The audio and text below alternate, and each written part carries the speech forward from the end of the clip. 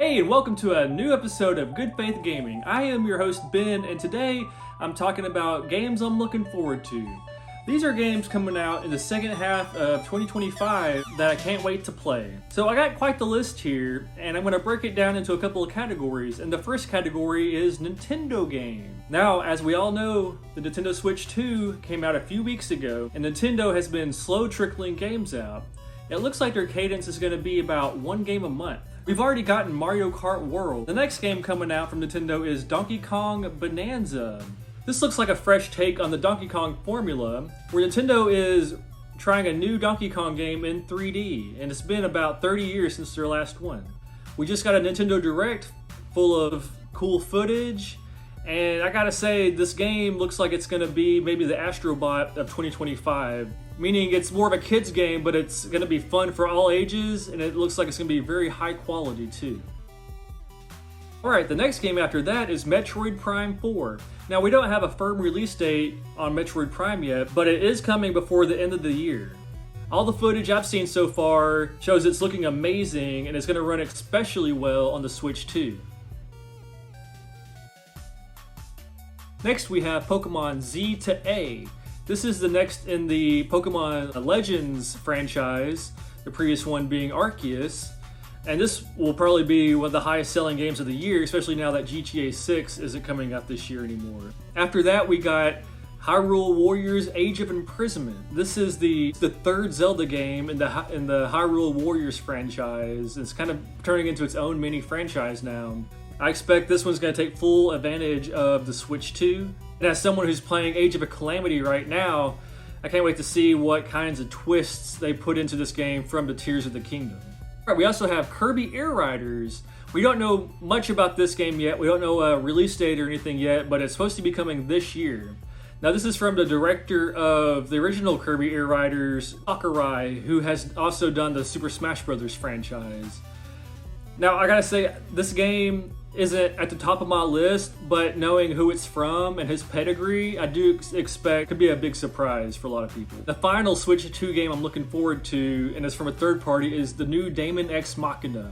Titanic Scion will hopefully overcome some of those technical limitations, and even if you don't play that on the Switch 2, it's also available on the PS5, so hopefully there's enough headroom there for the game to be well optimized and to run fluidly.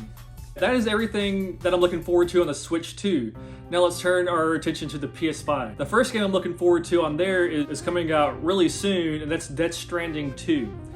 Now, Death Stranding 1 took a lot of people by storm. People had underestimated Kojima. They said that, man, look at this game, it's gonna be a walking simulator, and people didn't really have high expectations. Well, that's reversed now, and people have sky-high expectations for Death Stranding 2, or at least I do. I think it's gonna be an awesome game. And in a funny way, it kind of is the year of Konami in a lot of ways, because we got Death Stranding 2, which came from Kojima, who used to work for Konami, and now we have Silent Hill F, the next installment in the Silent Hill franchise.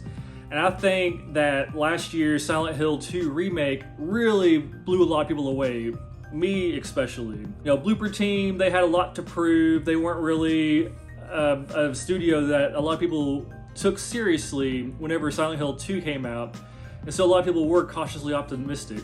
And I think it was the best Silent Hill game to ever come out. Graphically, the atmosphere, the combat, everything just gelled perfectly. It was such a scary game. I loved it. And so Silent Hill F is a different studio, but I fully expect this one to live up to that standard set by Blooper Team last year. And speaking of Konami, the next game I'm looking forward to is Metal Gear Solid Delta. And this looks like they're putting a lot of effort into this game. Now, I'm not sure why they are starting with the third game in the franchise, but that's because it's the first chronologically. And like Silent Hill 2, this might be a lot of people's favorites, and so, you know, they determined that this was going to be the first one they remade. In Delta, there's two different modes. There's a mode that's more like the traditional Metal Gear Solid 3, where the camera is fixed while you navigate these environments. But there's a new mode that's over-the-shoulder mode that plays more like modern third-person games, and I'm really excited to try that one out. There's also all the shenanigans with the Ape Escape creatures, and I'm not exactly sure what that's all about, and there's like a Bomberman mode too. But I think it's really cool that they're bringing some of the silliness that Kojima used to bring to the franchise. They're holding on to that and bringing it into the future. So that's really neat. I would like to know who in Konami is making this game and who's directing it, because maybe they would fill the shoes of Kojima and they could make some new Metal Gears, or at least go back and recreate the old ones faithfully. Alright, and the last game I'm looking forward to on the PS5 this year is Ghost of Yotai. I was a huge fan of Ghost of Tsushima, and I think this next one is going to live up to that. Now, they still haven't had a PlayStation showcase about this game yet, and there should be one soon, but I fully expect Sucker Punch to live up to the hype because they really blew me away with the first one. Now, in the 5 years since the original, there's been a lot of technological leaps, and there's also been a lot of competition in the way of other like historical Japanese video game. Ghost of Yotai is not going to be the only kid on the block this time, and so hopefully they have something to distinguish itself from the competition, but I have full expectations that they will, so I think it's going to be a great game. Next category are smaller games and RPGs and JRPGs that I'm looking forward to, and this is kind of a system agnostic part of the video. Alright, so the first one is Sword of the Sea. This comes from, I'm not sure if it's the Journey studio, but it has people from Journey, and it looks like a direct sequel of Journey. And it looks like they're adding some new mechanics, and I really can't wait to get back into the desert and to slide around and to explore this beautiful world. And hopefully it's not a very long game, you know, maybe 5 or 6 hours would be perfect. The next game I'm looking forward to, this is actually one of my most hyped games of the year. I just got the special edition from Limited Run Games, and that is Trails in the Sky the First. This is a remake of the original Trails in the Sky, and it's going to be a great jumping on point for the series. You can tell that Falcom sees a lot of potential in this game because they're really putting a lot into the marketing, and you know, hopefully word of mouth spread. I've been telling people on Discord for years that the Trail series is awesome, but having that jumping on point has always kind of been an issue. And so hopefully for people, this will be the great jumping on point. Hopefully they nail the translation. I'm kind of nervous that they're going to change too much because the original translation is why I fell in love with the game. But everything they've shown so far, I think it looks phenomenal. The graphics look great. Hopefully it runs well on the Switch 1 and gets like a good update for the Switch 2. Are you looking forward to Trails in the Sky the First? Is that one of your most hyped games of the year? Let me know in the comments. The next one I'm really looking forward to is Final Fantasy Tactics Remastered. Now this game came out, I believe in 97, 98, and there's been a few re-releases along the way. And apparently this is based on the War of the Lions edition, which came out later on, and there's a different translation. Some people are partial to the original translation. Some people say this one's the better one. For me personally, I have no stake in the battle, and I'll play the game. It has voice acting now, which I think is going to be a big deal. All right, after that we got Mina the Hollower. This game is coming from Yacht Club. It's been many years since their last big DLC for Shovel Knight, which was the King Knight DLC. And I loved it. I thought that was the best DLC of the game, including the original Shovel Knight campaign. Yacht Club, in my opinion, has been going from win to win over the years, and this game has been highly anticipated. We all thought it was going to come out last year, and it's actually coming out this year on Halloween, and so I can't wait to play it. Graphically, it looks like Link's Awakening from Game Boy, and I just can't wait to see what creative things they put into it. I think there's a demo out now. I haven't checked it out. I'm wanting to go in completely blind and just playing the game.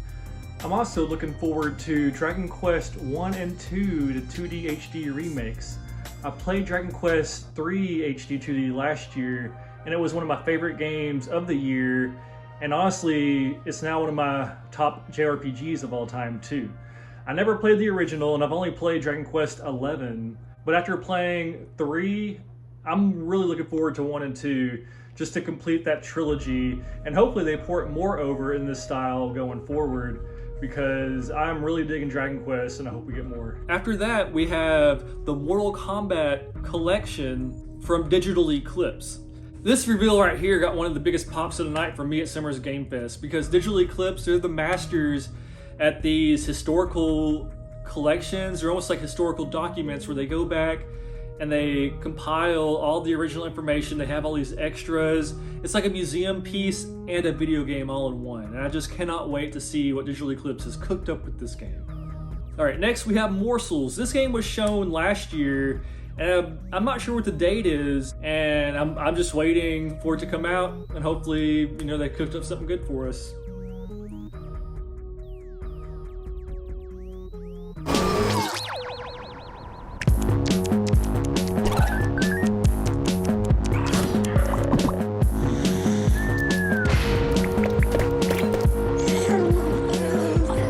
And finally, the last game I'm looking forward to this year is Marvel Cosmic Invasion. This is a side-scroller beat-em-up from the developers called Tribute Games, and they've made other games like the Scott Pilgrim beat-em-up and the Teenage Mutant Ninja Turtle beat-em-up. So they have a good pedigree. This reminds me of the early 2000s Marvel arcade games where it wasn't just X-Men, it was some of the Avengers who at that time weren't as well known as the X-Men. And so I'm really excited to see what kind of game this turns out to be, and hopefully it's a great one. All right, that wraps up another one. Let me know in the comments below what you're looking forward to this year. And hopefully, you know, we have some good games coming through and they get good reviews and people enjoy them, because I'm really looking forward to a lot of these. I'm looking forward to games that justify the Switch 2. I'm looking forward to games that stretch the power of the PS5. And I'm looking forward to just reliving some old classics or playing some smaller indie games. All right, guys, I will see y'all next time.